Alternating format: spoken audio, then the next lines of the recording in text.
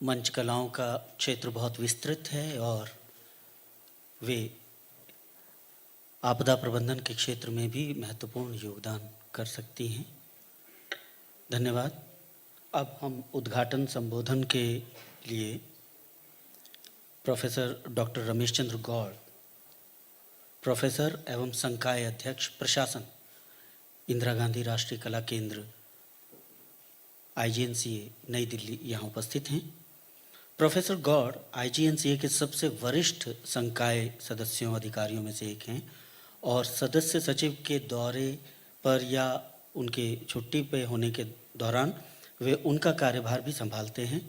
IGNCA के पहले dean अकादमी के रूप में उनके पास विभिन्न शैक्षणिक कार्यक्रमों के प्रबंधन के लिए उत्तरदायित्व था, जिनमें 9 स्नातकोत्तर डिप्लोमा कार्यक्रम पाठ्यक्रम और 5 अल्पकालिक प्रमाण पत्र पाठ्यक्रम, सांस्कृतिक प्रबंधन, दक्षिण एशियाई अध्ययन, बौद्ध धर्म, डिजिटल लाइब्रेरी और डेटा प्रबंधन, सांस्कृतिक सूचना विज्ञान, संरक्षण, लोक कथा, जनजातीय अध्ययन, अनुसंधान पद्धति, नृवंश विज्ञान, वृत्तचित्र निर्माण और पटकथा लेखन जैसे कई विषयों में 4 ऑनलाइन प्रमाण पत्र पाठ्यक्रम भी प्रोफेसर साहब ने शुरू करवाए हैं। IGNCA में प्रोफेसर गौड़ ने अक्टूबर 2009 से दिसंबर 2010 के दौरान IGNCA के कला कोश विभाग का भी नेतृत्व किया है और अप्रैल 2009 से सितंबर 2009 तक इसके निदेशक के रूप में राष्ट्रीय पांडुलिपि मिशन का नेतृत्व भी किया है। वे राष्ट्रीय नाट्य विद्यालय के कार्यकारी निदेशक भी रहे हैं। इंदिरा गांधी राष्ट्रीय कला केंद्र के प्रोफेसर एवं संकाय अध्यक्ष प्रशासन प्रोफेसर डॉक्टर रमेश चंद्र गौड़ से हम आज के इस आयोजन में उद्घाटन संबोधन के लिए निवेदन करते हैं। आइए सर।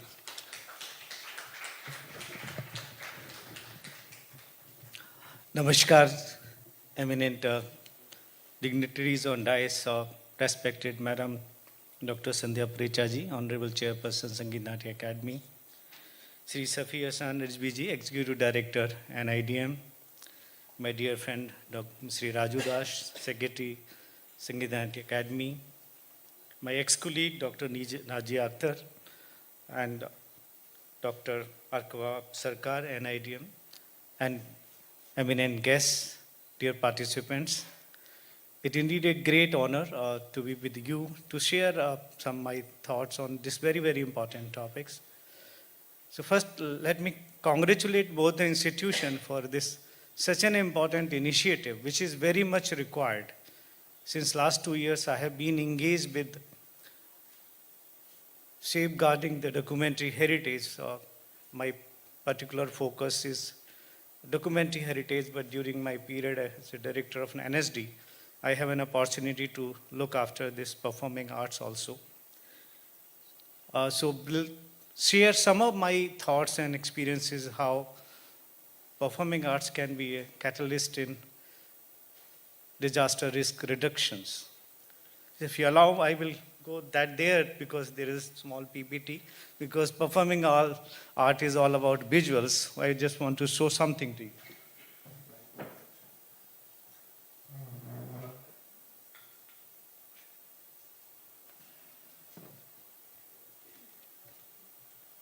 थोड़ा मंच पे प्रकाश कम कर दीजिए ताकि वो स्क्रीन पे लाइट कम पड़े तो ठीक से दिखाई देगा।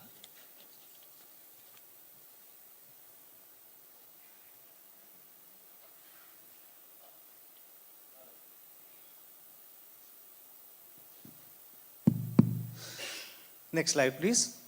So when we talk about performing arts and disaster risk reduction, first we should understand that performing arts is a vital expression for cultural identity, tradition, and social memory.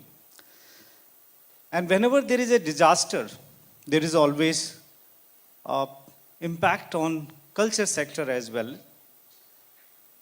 Here we have 2 dimensions of this topic. First, that performing arts sector is both vulnerable and instrumental. It can be a casualty, but also a catalyst for awareness and healing. Next slide. Here, when we talk about casualty, then whenever there is any disaster, there is always harm to performance spaces, instruments, costumes, archives, and all kind of impact on the artistic community. And we all know that intangible cultural heritage, which is our oral tradition, folk narratives, and ritual performances, is always on the risk during these disasters. It may be tsunami or any kind of disaster. And such disaster always lead to the erosion of traditional knowledge and also weaken our communities. Next slide. So basically, here in my presentation, I will be focusing that how performing arts can be instrumental in creating awareness on such disasters. Generally, when we talk about disaster risk reduction, traditionally we were focusing more on early warning and emergency responses. But if you see that healing is also very, very important component when the disaster took place. After that, it takes a lot of time in rehabilitation.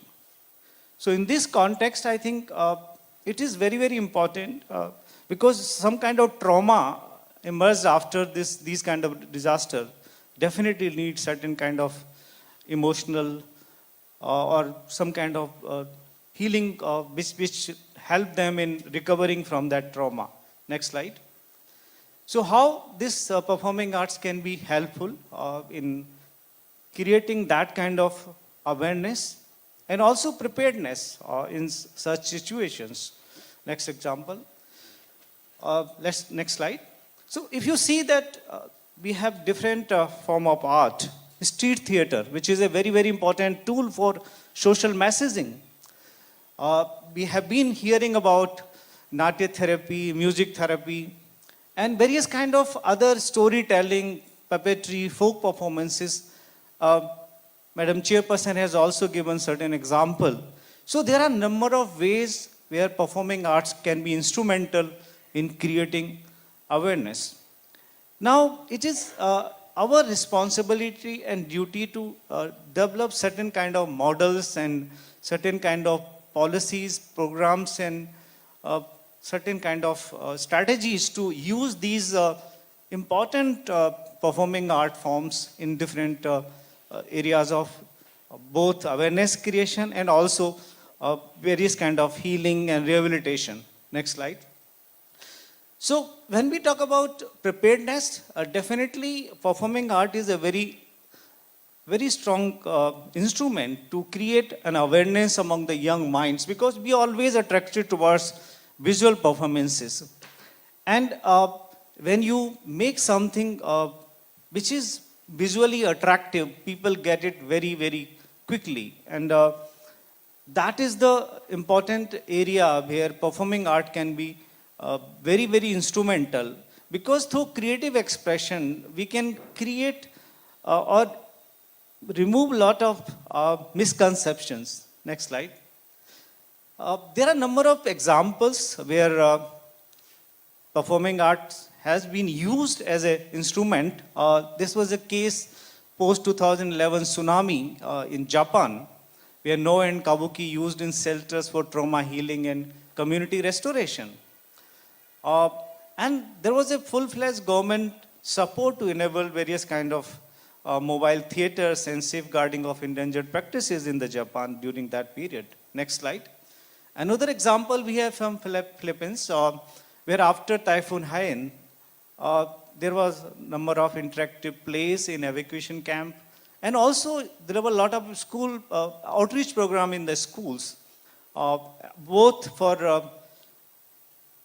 psychosocial recovery and also rebuilding community trust. Next slide. Similarly, in Indonesia, in post-Yogyakarta earthquake in 2006, there were a lot of use of shadow puppetry, sending various kind of messages about earthquake safety, and also certain ritual, folk, and theater integrated into community healing processes. Next slide. Same in Nepal in 2015 earthquake. There is a traditional rituals like leke dance performed in displacement camps to maintain social identity. And a lot of mobile performances were planned during that period. Next slide. Now, during my tenure as a director of National School of Drama, I have experimented some of my ideas and thoughts that how street theater and other form of the theater can be instrumental.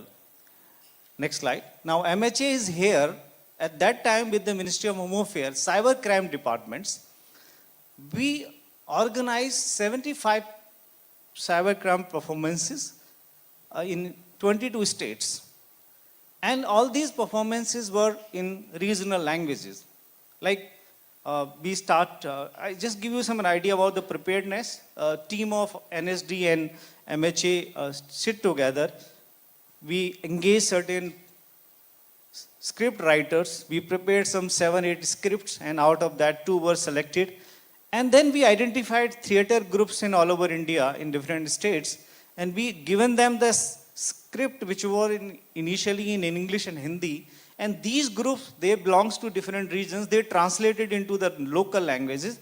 And these cybercrime theater, street theater performances were done in entire country in those states. And given an impactful example, when our theater group was performing in Chandigarh, next day there was an announcement in the newspaper that Punjab police has created a cybercrime police station that was first of its kind in Chandigarh. So that is the impact of street performance theater. Next slide. Similarly, we done for blood donation camps for through street theater in different states through Ministry of Health and Family Welfare. Next slide. Even during this Azadi Ke Amrit Mahotsav, we have a lot of such performances at India Gate, at Central Vista, renovated place. Next slide. When this Mr. Sachin Tendulkar was engaged as an icon by the Election Commission of India, we helped in getting one small skit prepared with the help of theatre group, and that performance was done in front of Sachin, and also that was a kind of like a performance which to promote boating in rural areas and other places. Next slide. Similarly, there are a number of other engagement we organized number of performances to promote like during this Azadi Ka Amrit Mahotsav on Sardar Vallabhbhai Patel, and many other such performances were done. Next slide. Even to promote kind of love for country under Har Ghar Tiranga and Meri Mati Mera Desh, simultaneously similar performances were done in different regional languages to promote unity and harmony.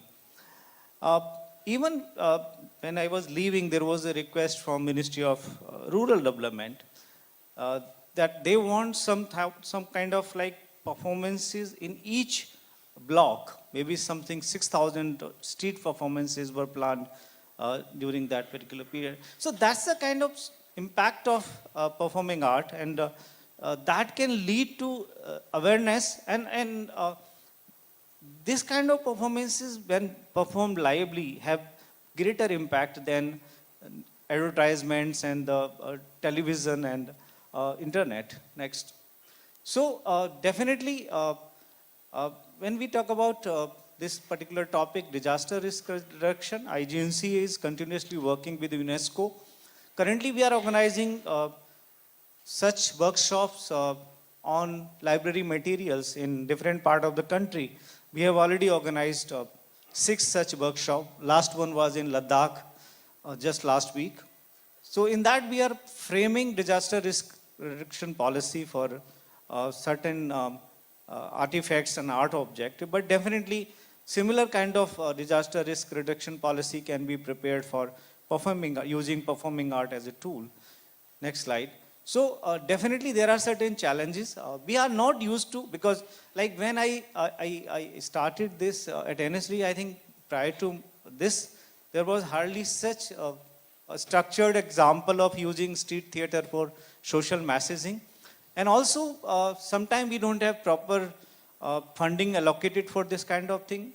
And also there is though no written policy or some kind of, like, street theater is mostly used in India in school, colleges, or in other, just as a medium of the protest. People in black dresses, they are protesting and showing aggression. But I think this can be a very, very important social messaging and social cause also. Next slide.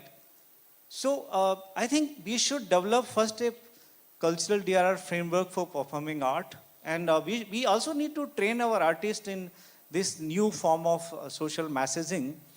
And definitely we need to promote mobile and digital performances to reach out the remote and larger community. And also there is a need for, if we want to promote DRR, some kind of emergency culture funds are also required, because, and another thing I observed, through this we can also create livelihood for the artist, because theater is not such a field where many opportunities are there. So this can be some kind of help in livelihood to the artist. Next slide. And to conclude, I will say that definitely performing art is a very, very strong and very impactful tool to create an awareness on disaster risk reduction.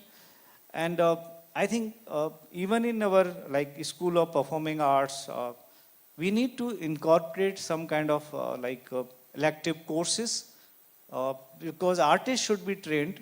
And also we need to understand that in a country like India, where there is so many languages or mother tongues, if something is being presented in the mother tongue or in the local languages, it has more impact. And I think performing arts can be something which can be instrumental in that.